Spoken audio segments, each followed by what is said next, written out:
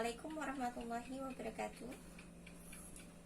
Oke, hari ini kita belajar bahasa Indonesia lagi ya. Pertemuan kedua masih tetap berkaitan dengan materi surat lamaran pekerjaan.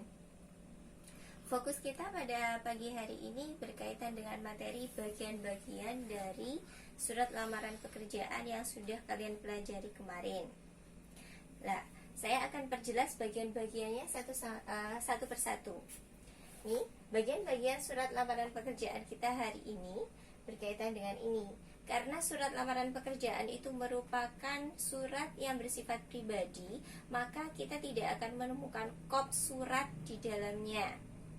Jadi di sini nanti pembukaannya dimulai dengan tanggal pembuatan surat, yaitu Mojokerto 24 bulan 7 20.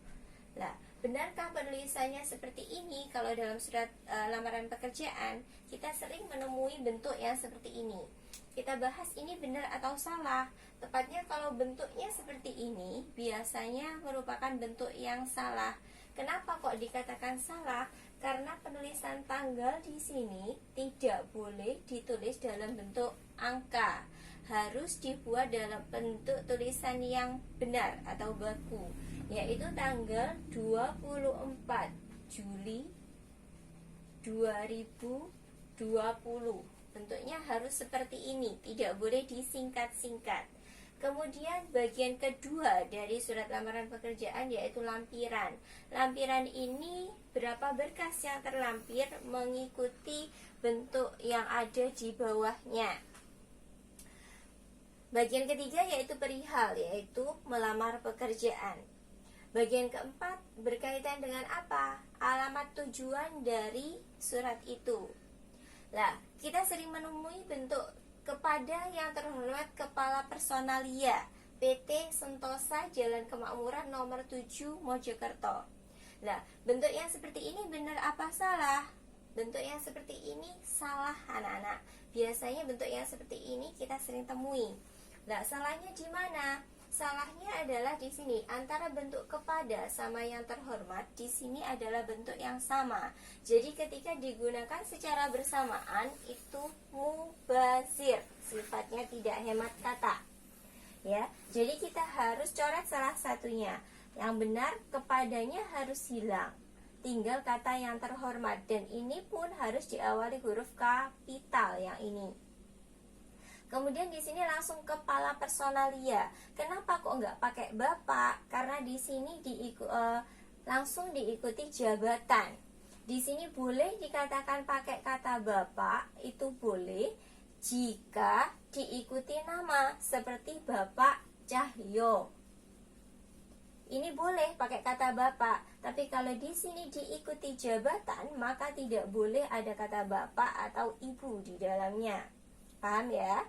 Kemudian langsung pada alamat dari perusahaan tersebut ada PT Sentosa. Tulisan PT seringkali kita temui dengan bentuk tanda titik seperti ini.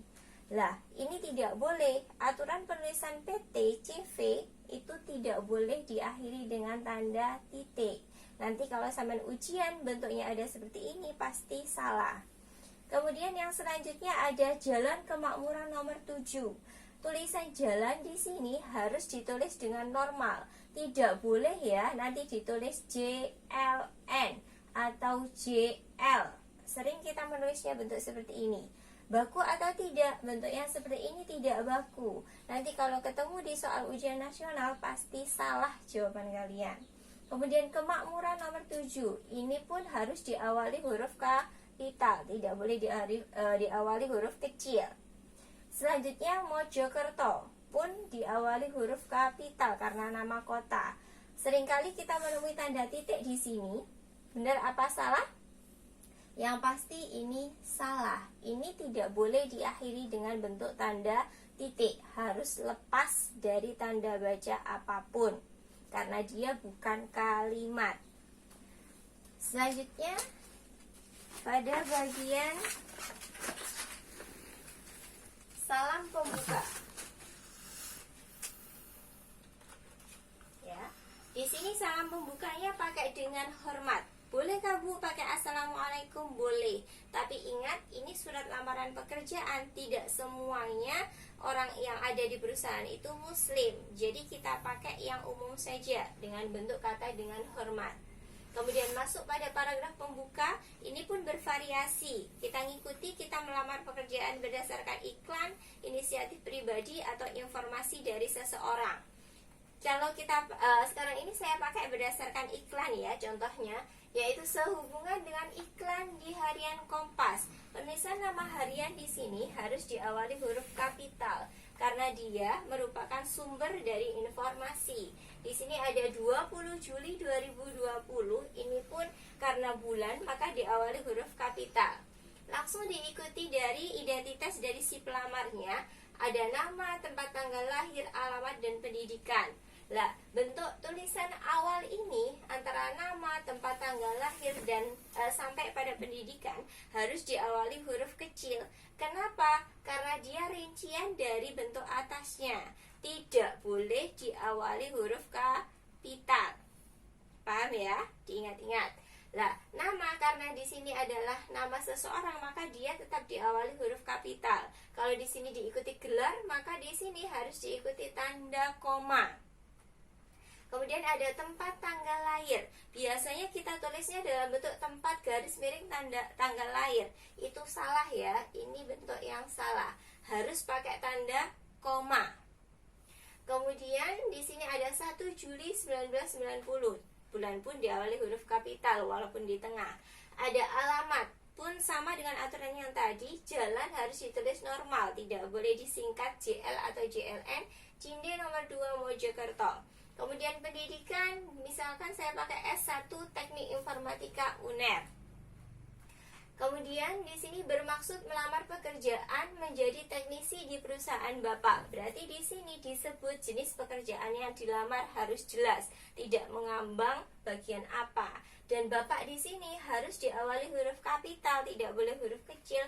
Karena apa? Dia merupakan sapaan, bentuk hormat kepada orang lain, maka harus diawali huruf kapital.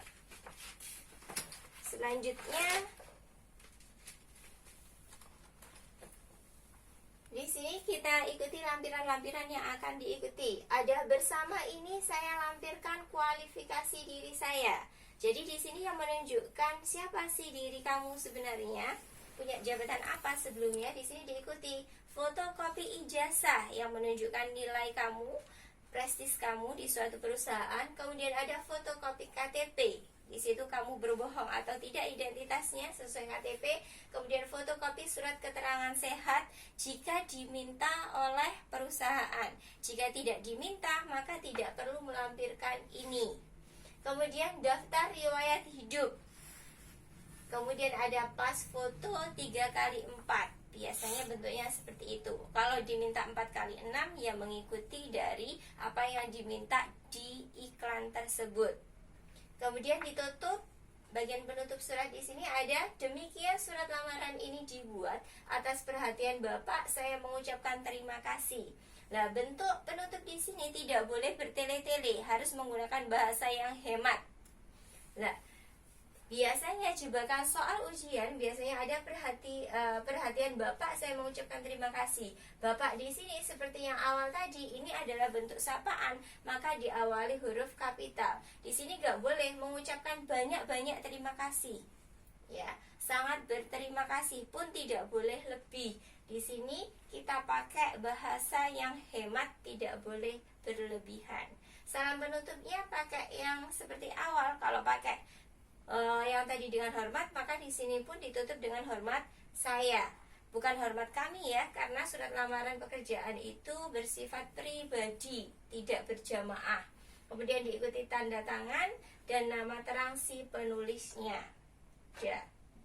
Demikian penjelasan saya berkaitan dengan bagian-bagian surat. Jika nanti ada pertanyaan, boleh tanya melalui WA ya, yang di situ nanti saya online kan.